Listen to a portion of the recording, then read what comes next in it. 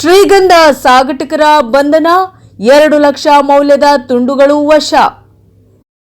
ಬಸವಾಪಟ್ಟಣ ದಾಗಿನಕಟ್ಟೆ ರಸ್ತೆಯಲ್ಲಿ ಅಕ್ರಮವಾಗಿ ಶ್ರೀಗಂಧ ಮರದ ತುಂಡುಗಳನ್ನು ಕಡಿದು ಮಾರಾಟಕ್ಕೆ ಸಾಗಾಟ ಮಾಡುತ್ತಿದ್ದ ವ್ಯಕ್ತಿಯನ್ನ ಬಸವಾಪಟ್ಟಣ ಪೊಲೀಸರು ಬಂಧಿಸಿದ್ದಾರೆ. ಕಂಚುಗಾರನಹಳ್ಳಿ ಕ್ರಾಸ್ ಹತ್ತಿರ ನಡೆದ ಈ ಕಾರ್ಯಾಚರಣೆಯಲ್ಲಿ 2 ಲಕ್ಷ ರು ಮೌಲ್ಯದ 30 ಶ್ರೀಗಂಧದ ತುಂಡುಗಳು ಮತ್ತು ಒಂದು ಬೈಕನ್ನು ಪೊಲೀಸರು ವಶಕ್ಕೆ ಪಡೆದಿದ್ದಾರೆ.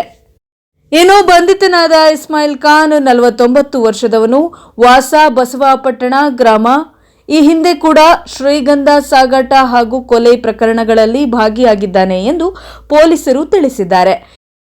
ಇನ್ನು ಈ ಕಾರ್ಯಾಚರಣೆ ದಾವಣಗೆರೆ ಎಸ್ಪಿ ಶ್ರೀಮತಿ ಉಮಾ ಪ್ರಶಾಂತ್, ಎಸ್ಪಿ ಹೆಚ್ಚುವರಿ ಪರಮೇಶ್ವರ್ ಹೆಗ್ಡೆ ಮತ್ತು ಎಎಸ್ಪಿ ಸ್ಯಾಮ್ ವರ್ಗೀಸ್ ಅವರ ಮಾರ್ಗದರ್ಶನದಲ್ಲಿ ನಡೆಯಿತು ಮತ್ತು ಸಿಪಿಐ ಲಿಂಗನಗೌಡ ನೆಗಳೂರು, ಪಿಎಸ್ಐ ಇಮ್ತಿಯಾಜ್ ಮತ್ತು ಭಾರತಿ ಜೆಇ ನೇತೃತ್ವದ ಪೊಲೀಸ್ ತಂಡ ಈ ಯಶಸ್ವಿ ಬಂಧನ ಕಾರ್ಯಾಚರಣೆ ನಡೆಸಿದೆ. ಕಾರ್ಯಾಚರಣೆಯಲ್ಲಿ ಭಾಗವಹಿಸಿದ ಅಧಿಕಾರಿಗಳ ಕಾರ್ಯಕ್ಕೆ ಎಸ್ಪಿ ಉಮಾ ಪ್ರಶಾಂತ್ ಪ್ರಶಂಸೆಯನ್ನ ವ್ಯಕ್ತಪಡಿಸಿದ್ದಾರೆ. ವರದಿ ದೇವರಾಜ್ ಕೆ ನೆಲ್ಲಿಹಗಲು, ಪ್ರಜಾಪವರ್ ನ್ಯೂಸ್, ದಾವಣಗೆರೆ.